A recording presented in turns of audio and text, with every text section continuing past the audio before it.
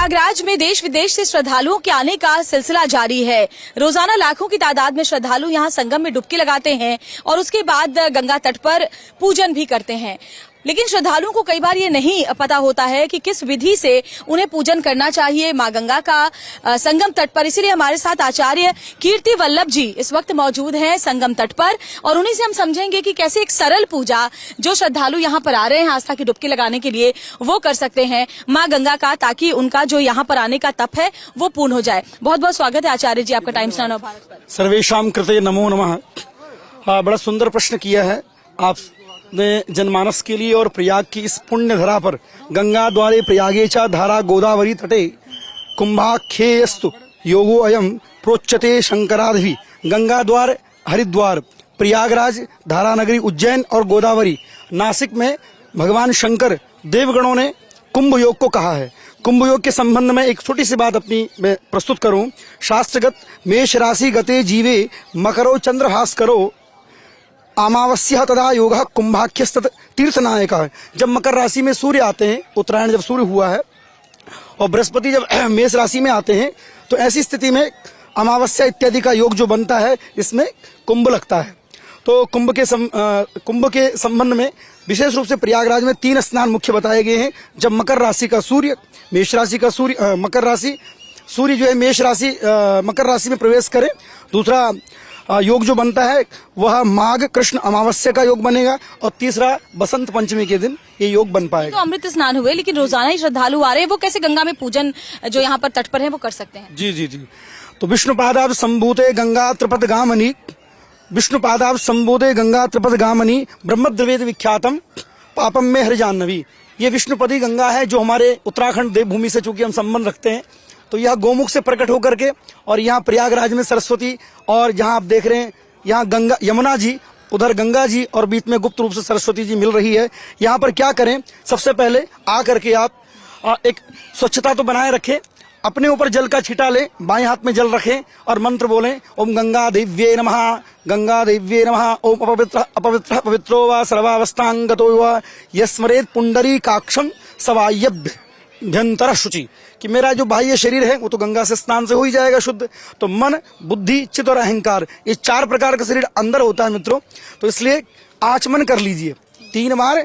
इस प्रकार से गोकर्ण गाय के कान के समान अपने हाथ की आकृति करिए और 3 बार आप जल पीजिए। ओम विष्णवे नमः, गंगा देव्ये नमः, ओम यमुनाये नमः, ओम सरस्वत्ये नमः। 3 बार जल पीने के बाद हाथ धो लीजिए। अब एक मानसिक संकल्प, अथवा जो लोग यहाँ उपस्थित हैं जनमानस उनके लिए और जो यहाँ नहीं उपस्थित है, परिवार का कोई सदस्य अगर नहीं, जी जी, तो एक संकल्प जरूर अपने हाथ में ले लें। संकल्प का अर्थ है कि मैं गंगा के इस पावन क्षेत्र में आकर के कुछ पुण्य करने के लिए भगवान ने मुझे प्रेरणा दी। क्योंकि यहाँ पर जब हमने स्कंद पुराण का एक छोटा सा श्लोक प्रस्तुत किया था कि गंगा द्वारे प्रयागे च, गंगा द्वार जो है, जो ये स्थान है, इस स्थान पर ब्रह्मा जी स्वयं कहते हैं सत्यलोक, ब्रह्मलोक और प्रयाग में जो अंतर नहीं समझता है, फिर से रिपीट करता हूं कि सत्यलोक, सत्य सनातन जो हमारा धर्म है, सत्यलोक, ब्रह्मलोक और प्रयाग लोक में जो अंतर नहीं समझता है और शुभ कर्म करते हुए प्रयाग में जो निवास करते हैं, कल्पवास करते हैं, वे सत्यलोक के निवासी बन जाते हैं। वही जीव यहाँ पहुंचता है जिन पर भगवान की विशेष कृपा होती है। अब संकल्प हम थोड़ा सा ले लें। संकल्प के लिए पूजन विधि जो है जो लोग यहाँ पर कर सकते हैं कि करके अगर हम वो दिखा पाए करके दर्शकों को। हाँ, निश्चित रूप से हमने जो है सबसे पहले प्रथम आपको कहा कि जल का छींटा आप दे दीजिए। तो ओम विष्णवे नमः, ओम विष्णवे नमः, ओम विष्णवे नमः, ओम विष्णवे नमः। अपवित्र पवित्रो वा सर्वावस्थांगतो वा यस्मरेत पुंडरीकाक्षम सवायभ्यंतर शुचि। मेरा शरीर पवित्र हो, अपवित्र शरीर पवित्र हो। तो अपवित्र शरीर क्या हुआ? मन, बुद्धि निर्णय करती है। बुद्धि, मन में कई प्रकार के सदासद विचार आते हैं। अहंकार, मैं कभी मन हो जाता हूँ, कभी बुद्धि हो जाता हूँ, निर्णय करता हूँ, कभी बालक बन जाता हूँ। तो ये जो मन है वो अलग अनेक प्रकार से संसार में भटक रहा है। तो मन, बुद्धि और चित्त, चित्त के देव है नारायण। इसलिए हमें उन नारायण को प्राप्त करना है, उन शिव को प्राप्त करना है। तो जल का छींटा, भगवान के नाम को लेके जल का छींटा दीजिए। 3 बार आप आचमन कर लीजिए। इस तरह से देखिए, आचमन सीधे कई लोग करते हैं, नियम ये नहीं है। गृहस्थ में भी व्यक्ति पहले हस्तों प्रक्षाल्य हाथ धो लीजिएगा। ओम केशवाय नमः स्वाहा, ओम नारायणाय नमः स्वाहा, ओम माधवाय नमः स्वाहा, ओम गोविंदाय नमः, अच्युताय नमः। भगवान का कोई नाम ले लीजिए, विष्णवे नमः, नारायणाय नमः, पद्मनाभाय नमः, गोविंदाय नमः, अच्युताय नमः, त्रिविक्रमाय नमः, उपेंद्राय नमः, विष्णवे नमः इत्यादि भगवान के नाम है। इन नामों के बाद आचमन करने के बाद स्नान का संकल्प लें, तब गंगा में प्रवेश करें। पहले संकल्प लें। संकल्प में आप क्या बोलेंगे? अपना नाम, गोत्र एवं तिथिवार नक्षत्र का उल्लेख करते हैं। हरि ओम विष्णुर विष्णुर विष्णु श्रीमद्भगवतो महापुरुषस्य विष्णुराज्ञः प्रवर्तमानस्य अद्य श्री ब्रह्मणोन्नी द्वितीय परार्धे श्री श्वेतवाराह कल्पे जम्बू द्वीपे भरतखंडे भारतवर्षे भूर्लोके उत्तर प्रदेशस्थ प्रयाग पुण्यक्षेत्रे तत्रापि गंगा महानद्यां त्रिवेण्यां महानद्यां तटे तत्रापि षष्ठी संवत्सराणां मध्ये बौद्धावतारे कालयुक्त नाम संवत्सरे सूर्य उत्तरायणे दक्षिण गोले शिशिर ऋतु मासानां मासोत्तमे मासे पुण्य पवित्रे माघ मासे कृष्णे पक्षे कृष्ण अष्टम्यां सुपुण्यतिथौ अद्यतन बुद्धवासरे अमुक नक्षत्रे अमुक योगे अमुक करणे ममोपाद्रुतक्षय पूर्वकम अमुक गोत्रस्य, गोत्र का नाम ले लीजिए, भारद्वाज गोत्रोत्पन्नो अहम कीर्तिवल्लभ शर्मा ममोपाद्रुतक्षय पूर्वकम अथवा सकुटुंबस्य सपरिवारस्य पुत्र पुत्रादि सहितोहम अस्माकं सर्वेशम, हमारे सभी जो बंधु बांधव यहाँ उपस्थित हैं, जो नहीं हैं, सर्वेशम कुटुंब जनानाम आयु आरोग्यता अभिवृद्ध्यर्थम सकल मनोरथ कामनायाः संसिद्ध्यर्थम तथा च कृतकायिक, शरीर के द्वारा जो पाप होते हैं, कृतकायिक वाचिक मानसिक त्रिविध ताप उन्मूलनार्थम समस्त अमंगल दूरीकरणार्थम विष्णु पदि गंगा पूजनंच स्नानंच अहं करिष्ये। इस प्रकार से गंगा में आप संकल्प छोड़ दें, फिर अवगाहन करें, डुबकी मारें, और ऐसा नियम है जी। तो आचार्य जी, जो जैसे भक्त लोग यहाँ श्रद्धालु लोग आते हैं डुबकी लगाने के लिए, उनके लिए सरल शब्दों में अगर हम बताएं, अगर आप बता पाएं कि क्या पूजन विधि वो कर सकते हैं, डुबकी लेने से पहले वो किस मंत्रों का उच्चारण कर सकते हैं अपने घर परिवार के लिए? श्वेता, बड़ा अच्छा प्रश्न आपने जनमानस के लिए किया है। धन्य है भारत भूमि और धन्य है सनातन धर्म। हमारे धर्मपरायण जो जनमानस है, गुरु आचार्य हैं, शंकराचार्य हैं, प्रवृत्ति जितने भी हमारे वैष्णव संत हैं, शैव हैं चाहे शाक्त हैं, सबको हम प्रणाम करते हैं। प्रणति के साथ सामान्य जनमानस भी, मैंने आपको पूर्व में बताया कि जो गंगा का तट है, ये साक्षात जो लिक्विड फॉर्म में पानी दिखाई दे रहा है, ये पानी नहीं है, ये जल नहीं है, ये द्रवीभूत ब्रह्म है। नारायण के नख के अग्रभाग को छोड़ लंबा लंबा हो जा रहा है। हाँ। ऑलरेडी बहुत। अब एक बार पूजन विधि कर लेते क्योंकि दिया जल रहा है। हाँ। उसके बाद हम मंत्रोच्चार कर लेंगे। ठीक है, संकल्प तो कर लिया। संकल्प के बाद हम सीधे भगवान का ध्यान कर लेते हैं, और ध्यान के बाद षोडशोपचार पूजन होता है। षोडशोपचार पूजन का मतलब 16 वस्तुओं से भगवान का, गंगा का पूजन किया जाता है। लेकिन जो आम लोग हैं, उनके पास अगर उतने संसाधन ना हो, उतनी चीजें ना हो, और ना उनके पास उतना ज्ञान हो, तो सरल पूजा वो कैसे कर? सरल पूजा के लिए पाद्यम अर्घ्यम आचमनीयम, पहले ध्यानम।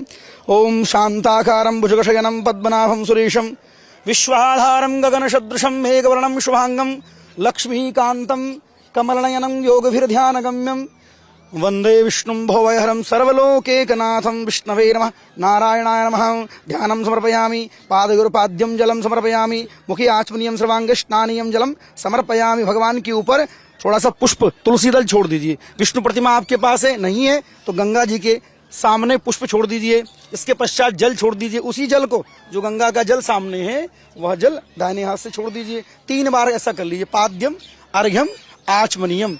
और आपके पास रोली चावल हो तो जरा रोली छोड़ दीजिए, चंदन छोड़ दीजिए। ये भी नहीं है तो मानसिक रूप से प्रणाम ही कर लीजिए। प्रणामो दुख शमनस्तम नमामि हरिम परम। प्रणाम कर लेने से दुखों का शमन होता है और दुख की निवृत्ति होती है। इसके बाद ये भगवान का पूजन और आरती जरा हम करते हैं। धूप दीप नैवेद्यम, और नैवेद्य भोग आपके पास हो तो भोग लगाएं। जैसे कि हमारे पास श्वेता जी ये प्रसादी व्यवस्था आपने कर रखी है, तो यह भी नैवेद्य है। ओम नाभ्या आसीदंतरिक्षगुं शीर्ष्णोर्द्यौभौ समवर्ततापधियां भूमृतिष्ठा श्रोत्रा तथा लोकान् आकल्पयन्नं प्राणाय स्वाहा। ओम पानाय स्वाहा, पानाय स्वाहम, ध्यानाय स्वाहा, समानाय स्वाहा। ऐसे 4 बार हम भोग लगाते हैं। तो ये हमारे पास जो भी उपलब्ध है मिठाई मिष्ठान। नैवेद्यांते पुनः आचमनीयम 4 बार जल घुमा करके हम आचमनीयम मध्ये मध्ये पानीयम जलम उत्तरापोषणार्थ जलम समर्पयामि। तदुपरि फल आपके पास हो तो फल लगा दीजिए भोग। और भगवान को क्या चाहिए? केवल भावना। भाव का भूखा हूं, भाव ही एक सार है। तो भावना, भगवान जो है कर्म को नोट करते हैं। कर्म कौन सा? जो मानसिक कर्म है, क्योंकि हृदय के देव नारायण है, इसलिए आप मानसिक रूप से भी पूजन कर सकते हैं। और पुष्प जो है, पुष्प हाँ, पुष्प लेकर के पुनः लीजिए, आप भी ले लीजिए हाथ में पुष्प। जी। अंत में हम एक प्रार्थना कर लेते हैं। जले विष्णु स्थले विष्णु विष्णु पर्वत मस्तके ज्वालामाला कुले विष्णु सर्वम विष्णुमयम जगत। विष्णु का अर्थ होता है जो व्यापक है, जो कण कण में व्याप्त है, जल में है, थल में है, नभ में है, वायु में है, आकाश में है। आप मेरी बात को सुन पा रहे हैं मीडिया के माध्यम से, हमारा नवभारत टाइम्स नाउ इस चैनल के माध्यम से।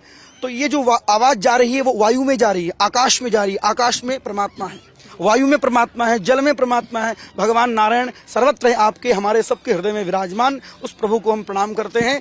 इसके साथ मंत्र ओम कृतकायेन वाचा जो हमने पूजन किया है, पापोहम पापकर्माहम पापात्मना पाप संभवा पाहि मां पार्वती नाथो सर्व पापो हरो भवा। हर हर महादेव। मंत्र पुष्पांजलिम समर्पयामि। ये पूजन की विधि हो गई। और अनेन कृतेन पूजनाख्येन, जो पूजन मैंने किया, भगवान जनार्दन प्रियंता नमः अथवा गंगा देव्ये नमः, भगवान को ही अर्पण कर दिया। क्यों कि बोला तुदीयम वस्तु गोविंदम तुभ्यम हम समर्पये। भगवान की वस्तु तुलसी दल है, पुष्प है, धूप प्रसादी जो भी है वो भगवान की है, क्योंकि हमने डाली से तोड़ा, कहीं से कुछ लेके आए, प्रबंधन किया और भगवान को चढ़ा दिया। तो ये पूजन की सूक्ष्म विधि है। नाम जप यदि आप कर सकें, वैष्णव लोग नाम जप करते हैं, महामंत्र का जप करते हैं, द्वादशाक्षर मंत्र का जप ध्रुव जी ने किया, ओम नमो भगवते वासुदेवाय। और प्रहलाद जी की जो माता जी थी कयादु, उन्होंने नाम जप किया। तो नाम, एक बार बोलूं नाम, आप भी बोलिए नाम, रूप, ध्यान और लीलाएं।